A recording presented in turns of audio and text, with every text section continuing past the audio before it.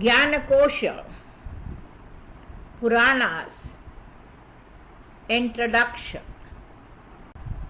सर्गश्च प्रतिसर्गश्च वंशो मन्वन्तराणि च वंशानुचरितं चैव पुराणं पञ्चलक्षणम्. Narada Purana. Talk between Sutta and sages in Naimisaranya. Once upon a time, about 26,000 sages assembled in the holy ambience of Naimisaranya. All of them had renounced their desires and homely comforts and were worshipping Lord Vishnu for the benefit of the entire humanity. During their stay in Naimisaranya, those sages called a huge assembly to discuss about the means of attaining all the four goals of life like dharma, artha, kama and moksha.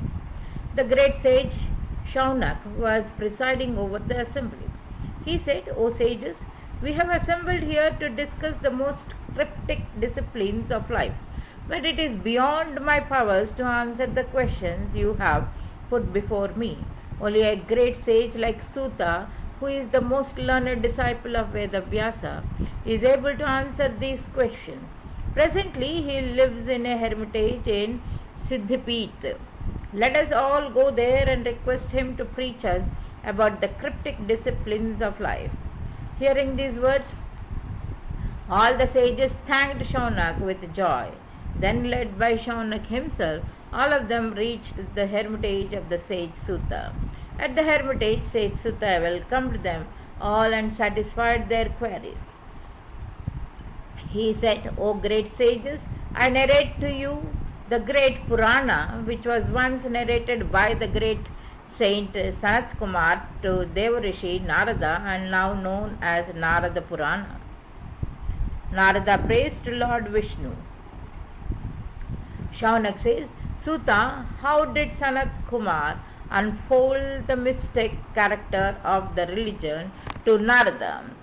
When and where they had the meeting to hold this pious discussion? Kindly tell us in detail.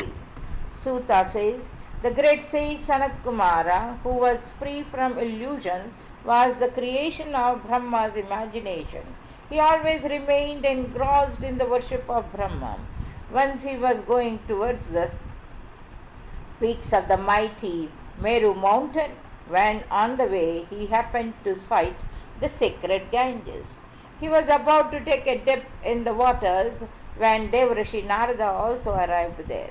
Devarishi Narada greeted his elder brother and took bath in the river. After carrying out usual rituals, they seated there and started a discussion about the virtues of Lord Vishnu. Devarishi Narada asked, O brother, how can one realize the Lord Vishnu? Who is the cause of this whole creation? What is the appearance of devotion, knowledge and penance? Kindly elaborate the mystery of treating the guests also. Also tell me, how did Lord Vishnu affected the origin of Brahma and other gods? Sanat Kumara says, in the beginning of creation, the self-illuminating Lord Vishnu created Brahma from his right hand side, Rudra from his central part and Vishnu, his own replica, from his left hand side. As Lord Vishnu is omnipresent, similarly his illusions are also omnipresent and known with different names like Lakshmi, Uma, Shakti and Chandi. These are the powers of Lord Vishnu. Some people identify these powers with the illusion created by the Lord, whereas the sages regard them as nature. The gods who protect the world are Purusha, and the Supreme Being who is above these levels is Lord. Nobody else is greater than he is. From his navel, even Brahma has originated on a divine lotus. He is the Supreme Being, the eternal joy incorporating all the three virtues. O Narada, five senses, sight, sound, scent, touch and taste have originated from the ego. Ego is the origin of their 11 senses also. These 5 senses in turn gave rise to 5 physical elements: ether, air, fire, water, and earth. It was after the creation of these 5 physical elements that Brahma created the lower living beings. Then he created human beings, followed by the creation of the 7 worlds and 7 gods of these 7 worlds. For the inhabitation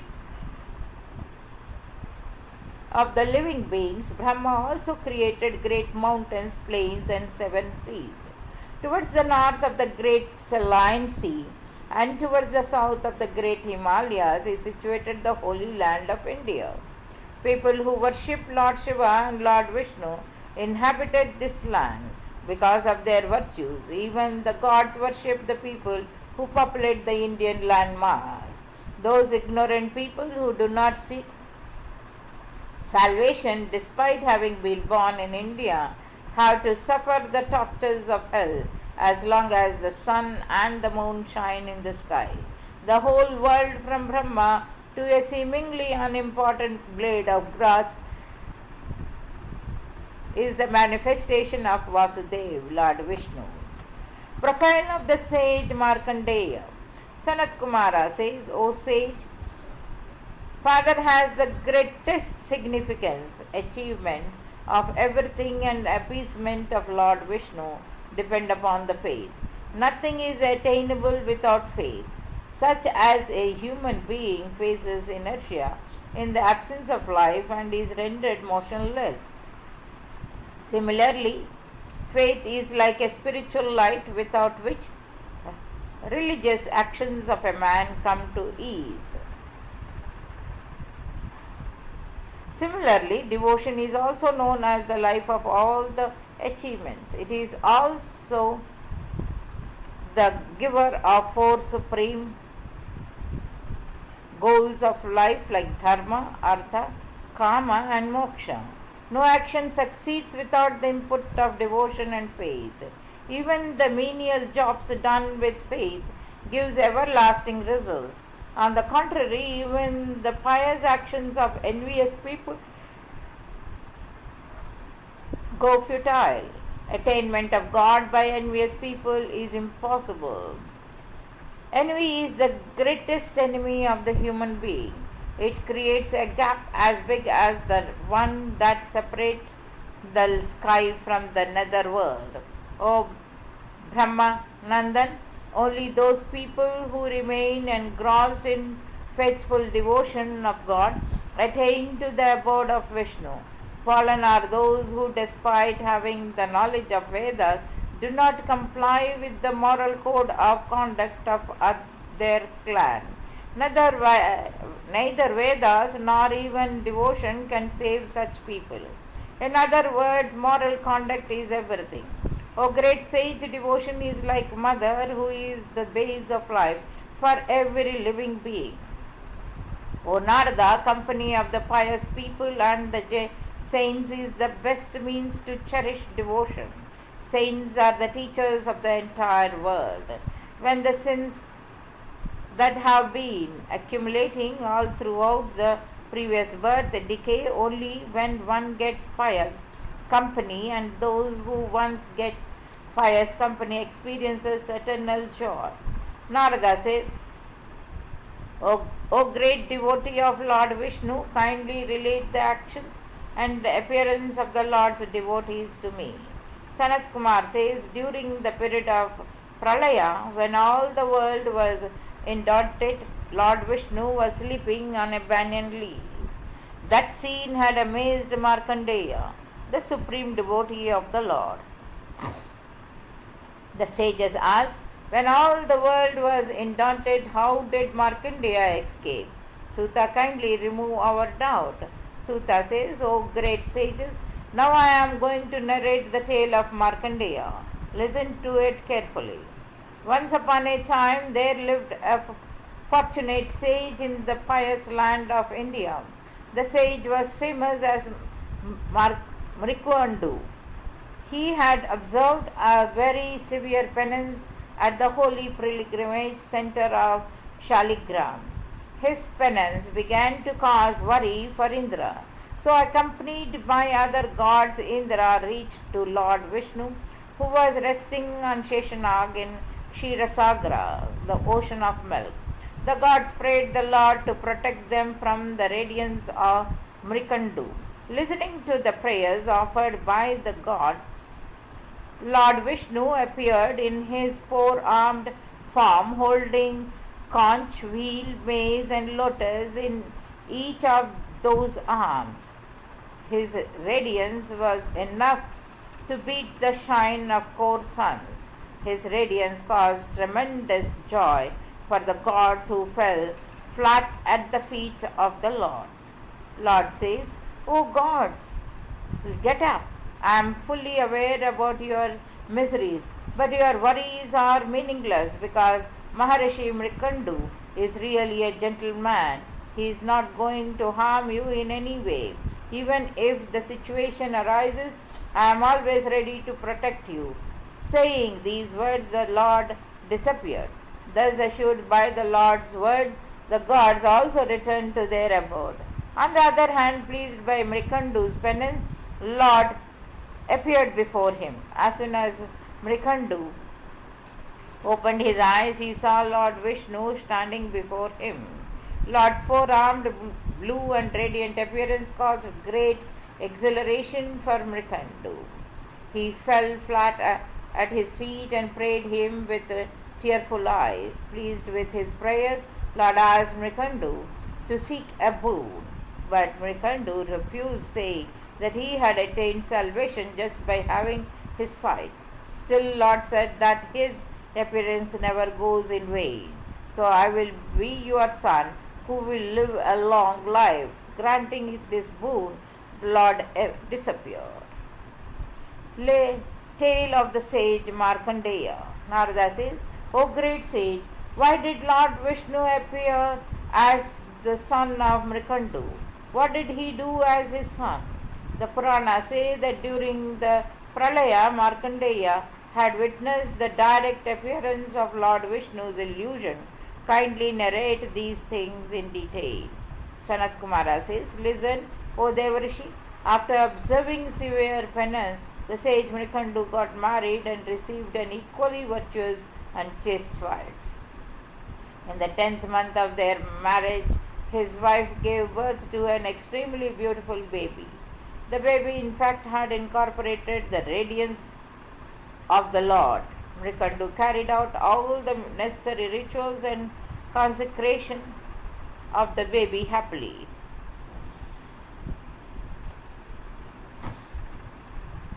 In his 5th year, he carried out the thread ceremony of his son and started to educate him in Vedas. His education developed all the pious virtues in his son, whom he had named Markandeya. After finishing his education, sage Markandeya also started a severe penance to please Lord Vishnu. Pleased by his penance, Lord Vishnu blessed him with the boon of creating Purana Samhita. This is the reason why the sage Markandeya is also known as Narayana. O Brahmins, Lord Vishnu did not annihilate Markandeya during the Pralaya only to show him his illusions. It was due to this grace that Markandeya survived the Pralaya and passed that time floating on a banyan leaf. As long as the Lord slept, Markandeya kept floating on that leaf. As long as the night of the Lord lasted, Markandeya stayed on that flimsy leaf. At the end of the night, when the undaunting Pralaya receded and the Lord awakened from his prolonged sleep, he began to work of creation again. It was even more amazing for Markandeya to see the undaunting water recede and new creation taking place. He began to praise the Lord with folded hands. Pleased by his prayers, the Lord said that he always protected his devotees even during the most severe crisis. Markandeya then asked about the appearance of the true devotees of the Lord. He also expressed his curiosity to know the reasons of their birth. Lord Vishnu says, O great among the sages, the greatest devotees are those who do not harm others with their mind, words, and actions, and who are free from envy. Those who have impartial view are best among the devotees.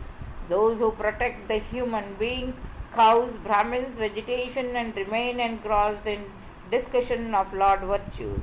Those who salute the garden of Basil and put the earth from Basil's roots on their heads.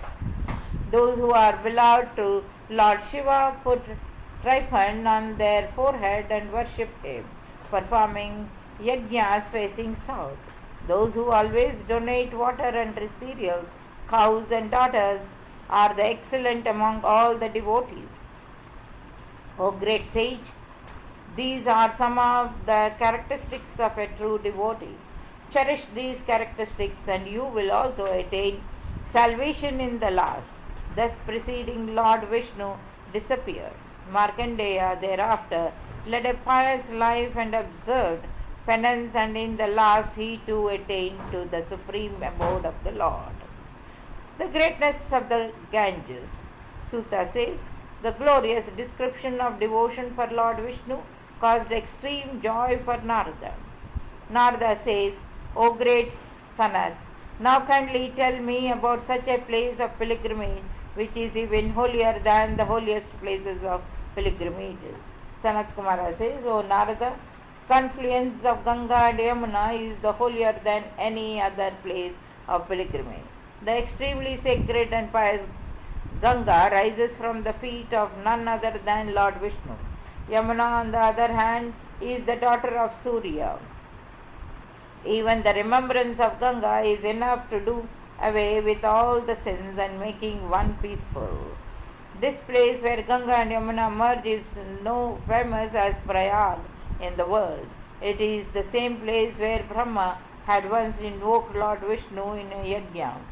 Since then, innumerable sages have followed Brahma and performed different kinds of yajnas there. Even a person who recites the name of Ganga 100 miles from Prayag attains salvation. Smear the sand of Ganga's bank on the forehead is like, in a way, wearing the crescent-shaped moon on the head. Those who remember Ganga receive the benefit of performing pilgrimage to all the holy places. Among other places of pilgrimage, Varanasi has almost equal significance to that of Prayag. O Brahman, Ganga is the mother of the entire world.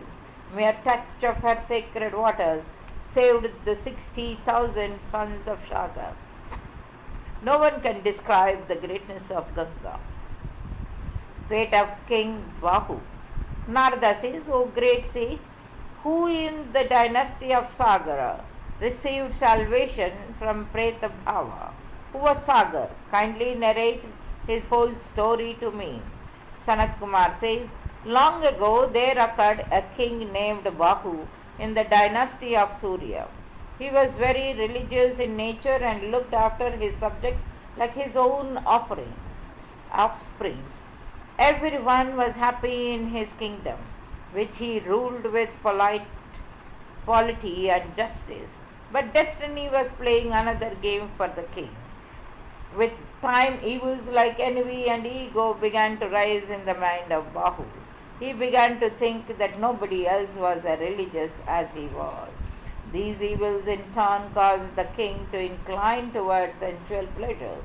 O Narada, an unconscious mind is the greatest cause of destruction. Everyone, even the better half, begins to nurture hostility against such a person. So the same thing happened with the king Bahu.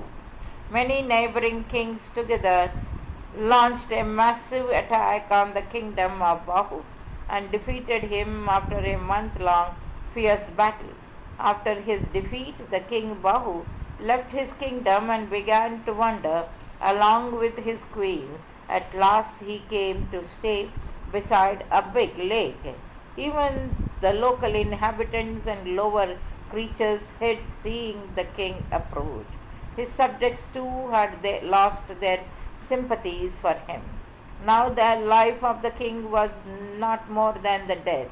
So, repenting his condition, King Bahu met his death in the presence of the sage Aurav. At that time, his youngest queen was expecting an issue. After her husband's death, she decided to commit sati. But the sage Aru prevented her, convincing that her would-be son would enjoy more popularity than his father had. Besides, nothing is more wretched than killing an unborn baby. Thus convincing the queen, with all means, sage Aru guided the queen to perform cremation of her husband and other rituals. Since then, both the queens began to live in the hermitage of sage Aru.